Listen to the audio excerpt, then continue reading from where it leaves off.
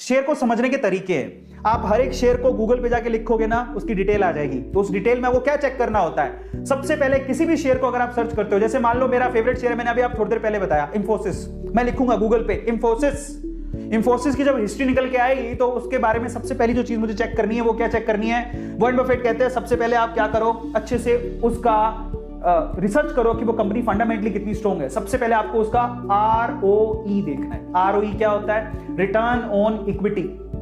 Equity का मतलब होता है शेयर, जब आप शेयर खरीद रहे हो तो आपको रिटर्न कितना मिलेगा, और ऑब्वियसली आप क्या चाहोगे, रिटर्न तो अच्छा होना चाहिए, मजा आएगा तभी। तो ROE जब भी आप देखोगे, जैसे मान लो आप गूगल पे सर्च करो ROE of Infosys, ROE of Hindustan Lever, ROE of Hero MotoCorp, आपको तुरंत बता देगा।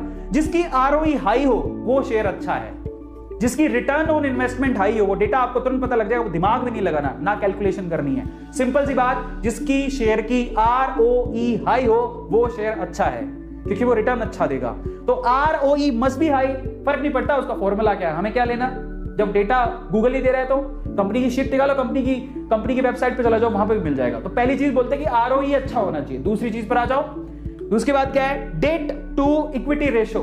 ठीक है, डेट टू इक्विटी रेशो भी देखना होता है। अब डेट का मतलब होता है उधार, हर इक्विटी पे उधार कितनी है। तो आप क्या चाहोगे कि जिस कंपनी में आप पैसा लगा रहे हो उसके ऊपर उधार अगर ज्यादा है तो वो तो बर्बाद है, वो तो उधार ले रखी है, क्या पैसा लगाऊं, तू मेरा पैसा लेगा तो उधार चुकाने लग जाएगा, कल को तेरा कुछ हुआ नहीं, मेरे तो पैसे बर्बाद हो जाएंगे। तो आपको क्या चाहिए कि कंपनी की जो डेट टू इक्विटी रेशियो है वो कम होनी चाहिए, उधार नहीं होनी चाहिए ज्यादा उसके ऊपर। कंपनी में उधार नहीं, कई कंपनियां मिल जाएंगी आपको जो जीरो डेट पर है, कोई कर्जा नहीं है उनके ऊपर। अगर किसी कंपनी में कोई कर्जा ही नहीं है और फंडामेंटली उनके प्रॉफिट अच्छे हैं, वो कंपनी अच्छी है। तो आप जाके जब सर्च करोगे कि जाओ बताओ इंफोसिस का डेट टू इक्विटी रेशियो कितना है, दैट मस्ट बी कम, दैट मस्ट बी लो।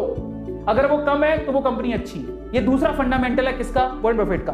ये टेक्निकल फंडामेंटल्स है जो आपको पता होने चाहिए, समझ रहे हो, क्योंकि अब आप शुरू करने जा रहे हो और एक गणित पता होनी चाहिए। आप फॉर्मूला छोड़ो, आप ये याद रखना ROE हाई होना चाहिए, डेट कम होनी चाहिए।